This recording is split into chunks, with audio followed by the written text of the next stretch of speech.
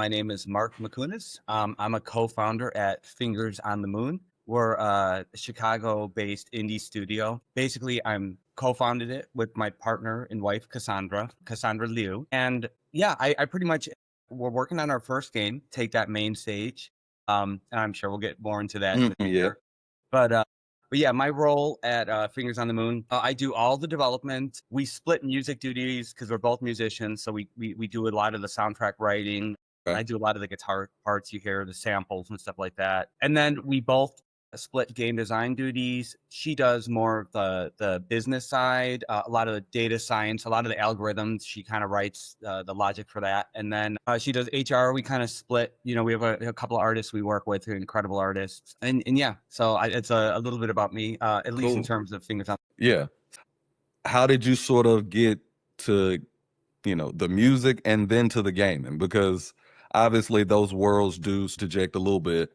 But as far as that just straight connection of music, gaming, and then you making a video game, and that sort of medium doesn't really happen that fast. I mean, or you just don't get to it that fast. So how did you sort of start, from the music and then from the gaming, and then we can kind of mold the two? Yeah, excellent. Well, as you mentioned before, it's never like a straight line. So when I was a kid, my two passions were making music and computer games. And they both kind of came up at about the same time. So I started I go way back. I started like making games on the Commodore 64. Okay. Yeah. And then I got into, as a kid, I got into recording with a tape recorder and then learning how to ping pong tracks. And then I got a 4-track when I got a little older. And so I've been making music basically my entire life. So like around 2013, I actually had my own business kind of writing custom music. So like I always loved the idea, kind of before the pre-AI days, of like people who don't know anything about music being able to kind of create their own music. And that idea is I've always just loved that, like letting people express themselves in creative, productive ways. Yeah. So then kind of like around, I think 2020 or so, like the idea, like it was at the beginning of the pandemic lockdowns. Like my day job, I've been computer science my whole career, but I've never actually done game development professionally. Around 2020, during the lockdowns, I just had an idea that well, first off, I'm like, oh, you know what? I'm finally going to actually like sit down and like learn Unity to make a Yeah. game. And then, I don't know. I kind of had the idea that like, it didn't actually start as a music game. The initial idea started as like, because people were so terrible to each other. I mean, they still are. Yeah. I mean, yeah. Beginning of like the lockdowns when like there was just all these divisions. And I thought, well, maybe if people could understand maybe some of the motivation of why people behave the way they do, maybe would kind of make the world a bit better of a place. So the game actually started with the conversation element where you kind of have to get to know somebody, and then it evolved into, well, if you're getting to talk to people and you're having these creative thoughts, that's actually, as an artist, all of us musicians and writers and poets and painters, and we use inspiration to kind of create our art. So Right. it became like the conversation element, and getting to know somebody is the byproduct of that is what you use to make your music. And then it all just kind of clicked. It all came together like, wait a minute, I've been making music my whole life. Let's make a game about making that. So, and then obviously, and I'm leaving out Cassandra's input too, but she had input in this too. Right. Yeah. So that's pretty cool. And so let's sort of dive into the game, introduce the game, and then let's sort of kind of take pieces of that. So nobody's ever heard of the game, nobody's ever seen of the game. Sort of present it to me, as it is. Sure. Yeah. So the tagline, it's called Take That Mainstage. That's the name of the game. And the tagline is the ultimate wannabe rockstar life sim. So we're really playing up the element of you're not a rock star, you're a struggling artist, you're a wannabe rock star. Yeah. And it's about the hero's journey, like kind of from beginning to the end.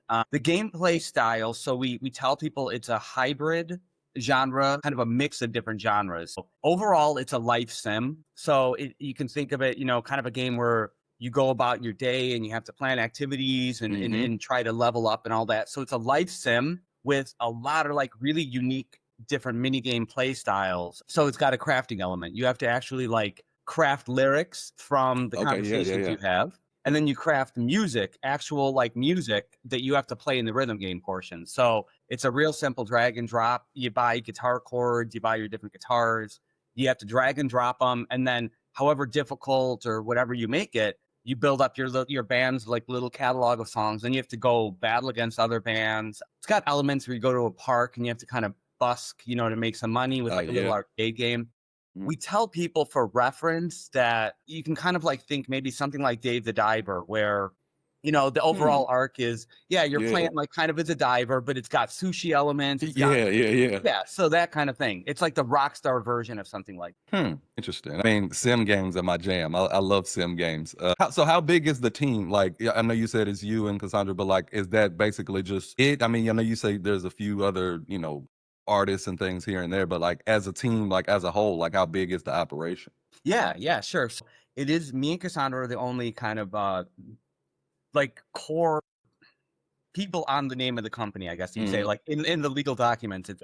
But we do have, so we have two artists that we kind of have been working with consistently over the last year that have kind of really understand like the UI art, the animation, all that kind of stuff. So they're people that are kind of, you know, part of the core team. We have another artist that really kind of did a lot of the initial art, a really excellent artist who's kind of helped like, do a lot of the initial art that we initially did. We're actually bringing on somebody right now, I think next week, to help because we're such a small team and like I'm heads down, you know, like with coding and Cass is doing the other stuff.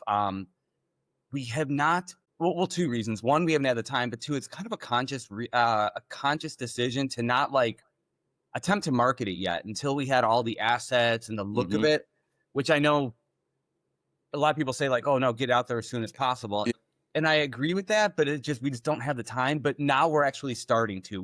We're going to bring in like somebody to kind of manage our social media accounts and all that, and really now try to start to build up a base because we hadn't had that yet. So I guess it would be like me and Cass, the two other artists, Iman and Logan. Jeff was one of our initial artists as well, and then we have a couple other people who have contributed bits here and there. But then we'll have the other social media person. So we have our friend Josh, the guitarist actually from Psycho Stick. He has been doing a lot of the music production. He's just incredibly talented. He helps us do like we'll give him the music and we'll say, Josh, make it sound good. And yeah. Okay, yeah, one of those guys. I got you. Yeah, no doubt.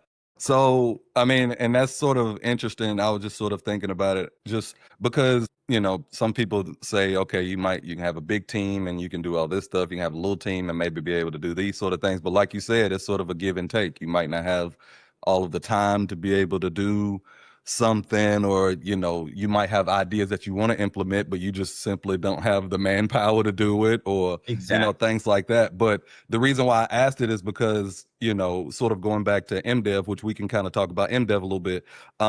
You know, your game, it is a lot more polished than other games, even though you do have a smaller team. So it is interesting that you bring up the, you know, some people say, get it to market versus, you know, the quality, you know, polish it up as much as possible, and then we'll sort of get it out.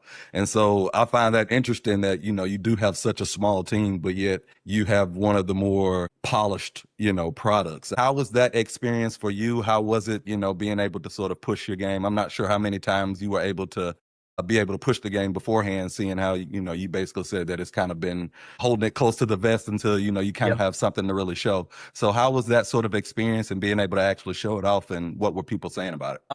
It was absolutely incredible. I mean, so we did go to MDev last year. Last year was our first year. So yeah, the only people that really know about our game are the people who saw it, the two MDevs, and then we did two Chicago events that were put on by the Chicago Indie Game, CIGS, Chicago Indie Game Scene. So yeah, they're the only people that have actually seen it.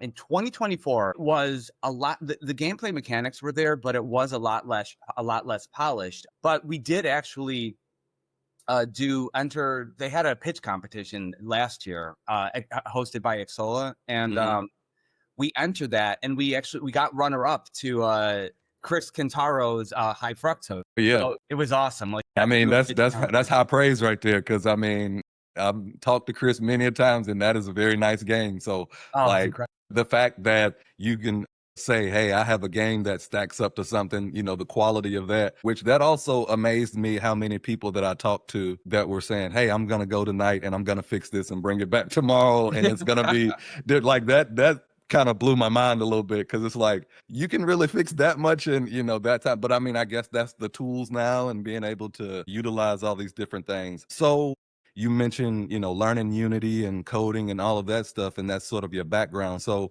would you say it's sort of easier having that background to be able to say, hey, I can take on all of these different hats and things and be able to sort of know that I can get it done? Or do you think there is just so much more out there? Do you think it would be beneficial if you just had a lot of people and you were doing more of the managing? Like, how do you just see like your workflow, and just how you sort of see the game sort of progressing, thus far? Wow, amazing question. Yes. Honestly, personally, all right, so I'm going to answer this by stealing somebody else's thing. Watched like years ago, I watched like a there was like a Steve Jobs like Lost Files movie or something that came out. It was like years ago. It was like a lost interview with him. And I always remember, it stuck with me. There was this part where he talked about like sometimes when you're on that journey, you don't realize kind of where you're going to end up until you get to a point, and then you can connect the dots looking backwards. Like he talks about like how the Mac wouldn't have had like typesetting if it wasn't for a font college that he took in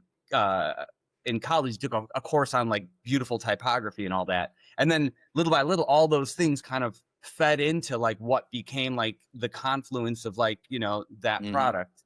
So yeah, for me personally, I looked at like this game it was a perfect like mix of taking all the concepts I learned throughout time in my different jobs as an engineer. It wasn't that hard for me to learn Unity, because over the years, like I'd written like a little tiling engine for like a platformer, like in C++, or I had written a level editor in Java like years ago. So over the years, I had like little side projects where I wrote like an MP3 player in Java. So I was familiar with how to like read like music files, all that kind of stuff. So when I sat down to learn Unity, and I'd actually done at a job, I had done like some backend work using C#, the programming language for Unity. So it wasn't that daunting for me to really get into it. It was more like just learning some of Unity's tools. But I took a lot of like, our game is big.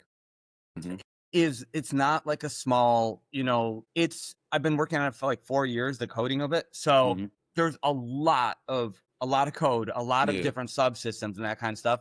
I think over the years, like really learning how to organize code, how to organize and do project management, like learning agile processes and all that stuff, like taking bits that works to like be able to break stuff down, manage like these large epic projects. I feel like for me personally, that's what I'm really great at. Cass is better at managing people. I feel like I could be kind of like the cheerleader. I can kind of like, like give like, hey, here's the big goal and try to get people hyped. But she's really great at structurally kind of helping people like achieve those goals. So I feel like it works out perfect the way it is, where I kind of do the core of the engineering. And we definitely would like to, if we can get a publisher or funding or an investor or something, we would love to bring on another engineer or two. But yeah, for right now, I feel like it definitely works out, just because I do have a pretty good vision of like kind of how and where to build, and to build this thing out. So yeah, I feel like that is kind of my strength. So yeah, if that answers. You've been working on this for 4 years, and this is sort of like your first, I'm guessing, like big game. You said you've had like side projects and stuff, but this is your first big game. Do you think it is like the scope of that is simply because you have been working on it for so long and you've kind of put all of this into it? Or do you think that is just sort of the genre? It's like a simulation game. You kind of have to have a bunch sort of attached to that in order for it to feel immersive and stuff like that. So do you feel it was more of the genre, or do you feel it was more of like, hey, I have the skills to code and like be able to structure different things? Because that is very important for a lot of people that don't know. Like, I don't know how to code, but I do understand how it looks and the structure and placing things where they're supposed to be and things like that is very important. And so like, do you feel like it was just one of those things where, hey, I'm good at this, I can do this, and the scope isn't really daunting? Or was it more genre, game, like just sort of everything around it? Yeah. Wow. You really asked some really great questions.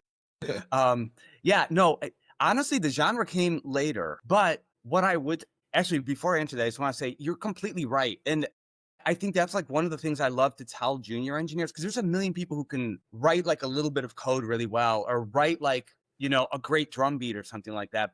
And it's not necessarily a programming, it's just an applicable like management skill to be able to like conceptualize, organize, make things achievable, and actually execute on ideas is like the greatest possible skill, Yeah. aside from just like the little like And the tech. to add before you finish, Yeah, just to add, I'm going to ask you more like on the music side, but this sort of gets into where AI and all of that stuff sort of comes in, because I have a different point of view on how all of this is sort of shaping itself out. definitely. Let's definitely add that. This was my first tattoo, and Okay. it's my son's name, MAX in ASCII binary. The reason I'm showing that is because like for me personally, a lot of times I waited to get my first tattoo till I had like what I thought was a really good idea, and that's kind of how I felt about game dev. I'm only inspired if I feel like I could do something like unique in the world. Like a lot of times I won't take something on if it's like a clone of something else, because I'm like, well, somebody else can do that.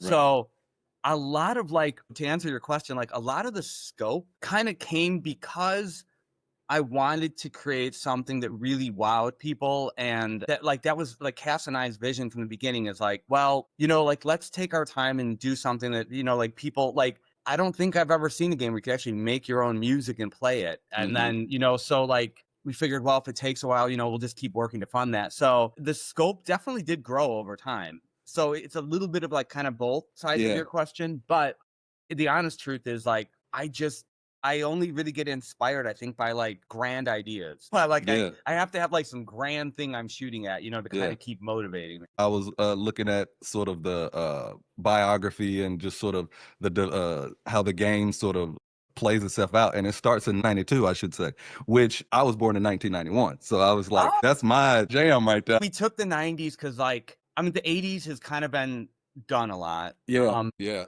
And we just kind of looked at it like, like that was a time period. Well, I mean, a lot of the inspiration was Nirvana. That was a time period where like that music changed radically. And like I kind of grew up in that era where it was like, it felt like weirdness and creativity was like honored, like, so I love the fact, and actually I should say that like, so right now the game takes place in 1992. And we have like the alternative, music is kind of like what we have right now. But the goal is to let you actually pick between alternative, heavy metal, pop, and like gangster rap. Like four things that were really big in like the 90s. And then we would love to have like DLC where you could get, a 70s disco pack, or like a 50s blues and jazz, or thousands boy bands or something. So we do like, we want to kind of ground it in the 90s to give people like an idea of whatever, but the end goal is to like, let people, whatever genre of music they like or time period they have, let them kind of play that out, because it's, it's a power fantasy. So Yeah, no doubt. What is your, I would say, your expertise as far as music is concerned, first and foremost? And then, like, what is your sort of point of view on the music industry, business, sort of how music is going in general as a whole? Like, just what's your overall thoughts on it? sure. Wow. That's, yeah.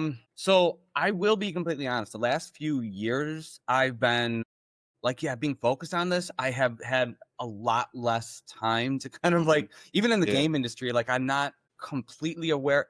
I guess my viewpoint is I've always support independent artists. I just find that, and I realize it's like an independent artist can become a big artist type of thing. But okay, so stepping back, so my expertise, like I kind of, the music I end up playing like on my solo stuff is very like, my favorite artist was Jeff Buckley, and I kind of like anything. I like that like romantic alternative guitar driven, like, I don't know, that kind of thing, like kind of like that like emotional stuff. But I listen to kind of pretty much everything. Aside from pop, I'm not a big pop guy, but anything from like, yeah, I mean, basically anything. In terms of, I think the only thing I'm decent at is songwriting. Over the years, I've written hundreds of songs. So I would say that like in terms of like the music genre, or in terms of music knowledge, I think I'm a pretty decent songwriter. I'm not a great singer, not a great guitar player.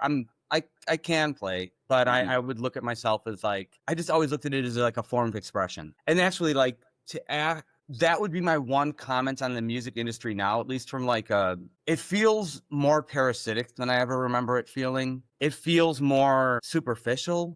And again, like, please tell me if I'm wrong, but it just seems like it really doesn't reward creativity in the way that it had in the past, which that kind of bothers me. I would love to see a lot more rebellion. I would love to see a lot more like Rage Against the Machine. I would love to see a lot more dissatisfaction with things. And I know there are artists who are, but I would just say as a whole, I like to see music that really kind of shifts things for the positive and maybe has some rebelliousness to it, you know, and a less shininess. You know, I like a little bit more like rawness to it. So but I would love to hear your thoughts on that too. For me personally, I started this channel from, you know, trying to figure out how am I going to get my music in other places, basically, is how the general idea started. Is I'm Yeah. an independent artist. I had been an artist for, before I started this, I had been an artist for 7-8 years maybe already. You know, I had written tons of songs. I had been in the studios. I have done, you know, I had basically done everything but I guess become a celebrity rich, you know, artist, you know what I'm saying, pretty much. Yeah. But I performed at different places. I performed at big places, little places. Like I've kind of been all over the spectrum. I just haven't been able to turn it into a career that's just funding, you know, every single thing, right?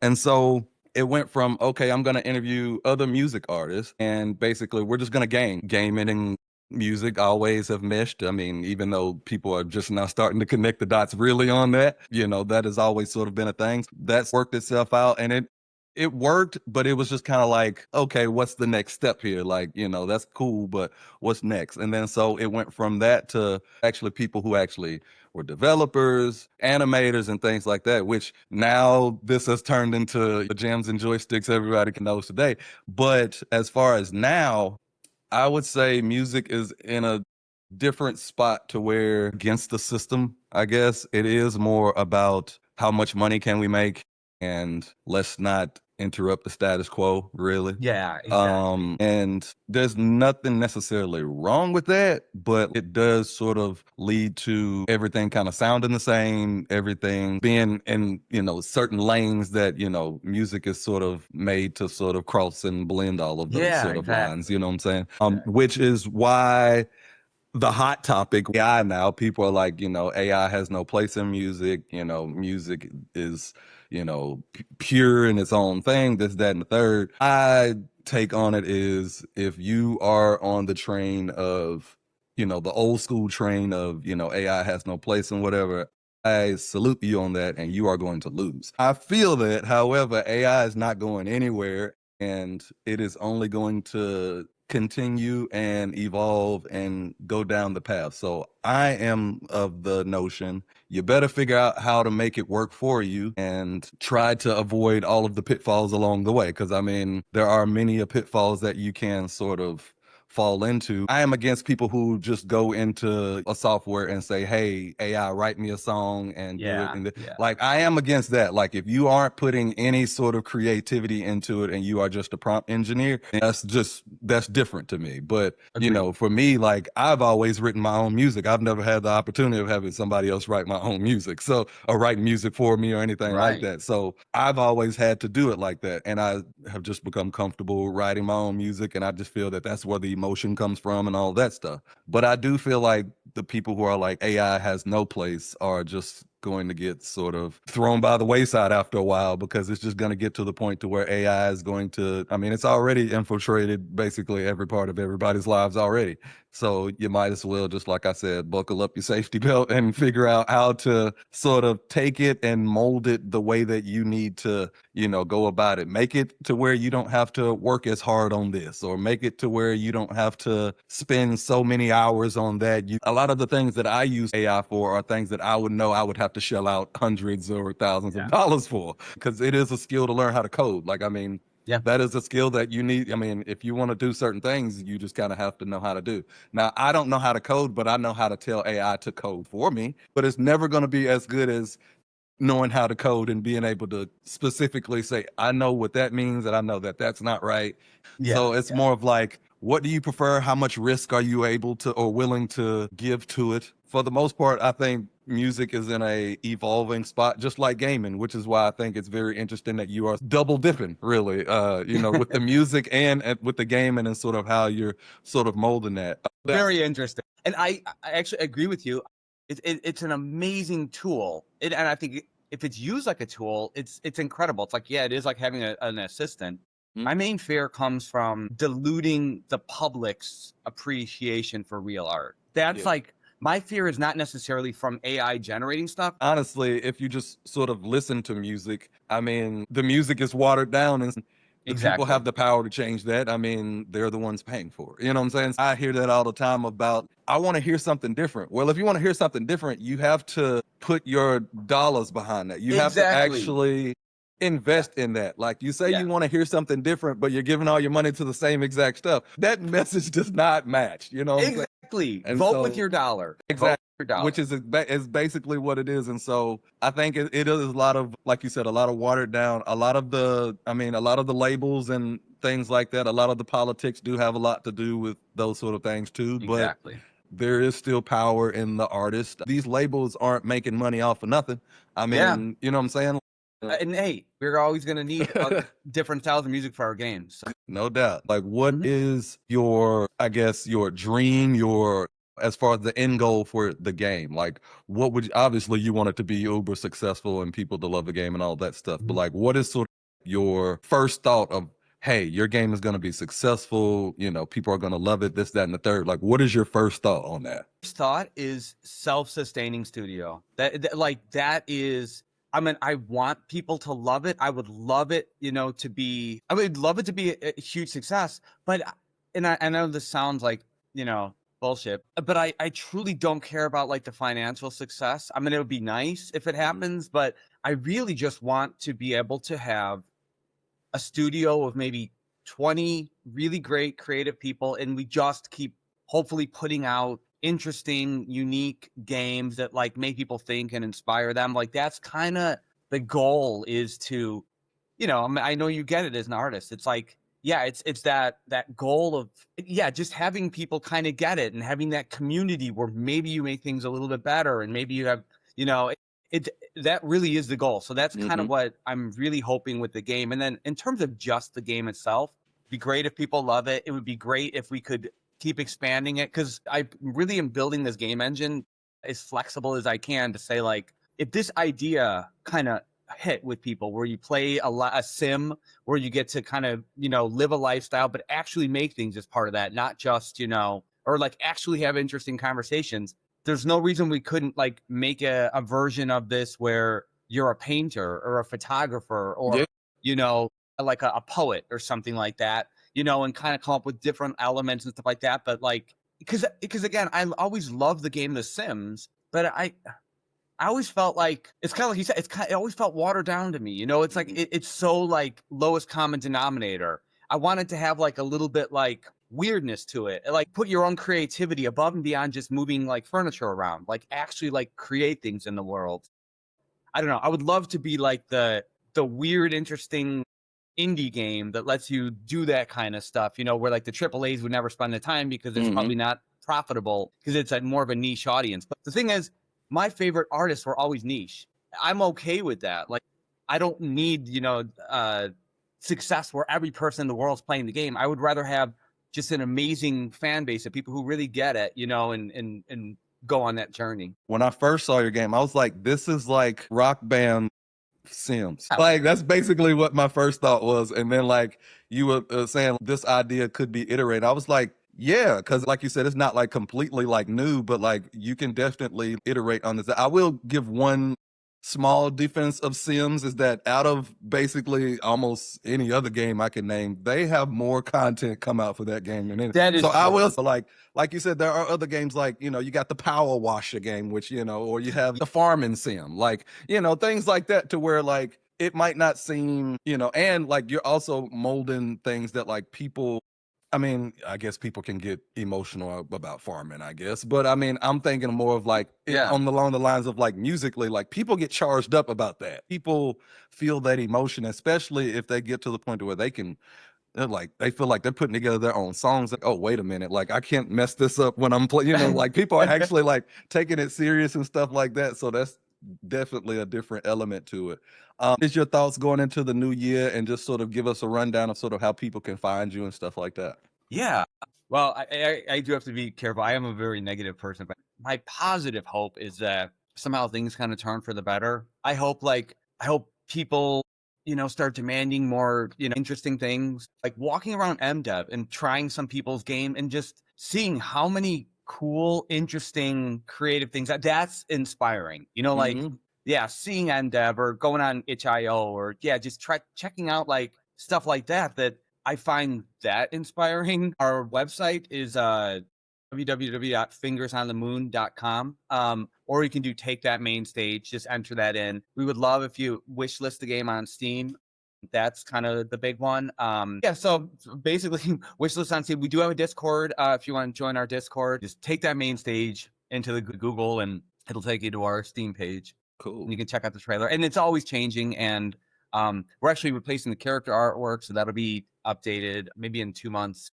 Release date for the game? We're looking at either right now. It's so variable on if we can find funding. So if we can get funding, we want hopefully at the end of the year. If not, might be next year. If we're still self-funding. So a lot of that's kind of variable, but we hope to actually have. Oh, I should say this too. One final thing: the our final trailer. We have some really good trailers right now, but with the new assets and stuff, we hope to have that out in March and the demo up on Steam. So you can go play, what you saw at MDev. That with the newest artwork and a little bit more polished up, hopefully should be up on Steam. You can make your own music, rock out. Yeah.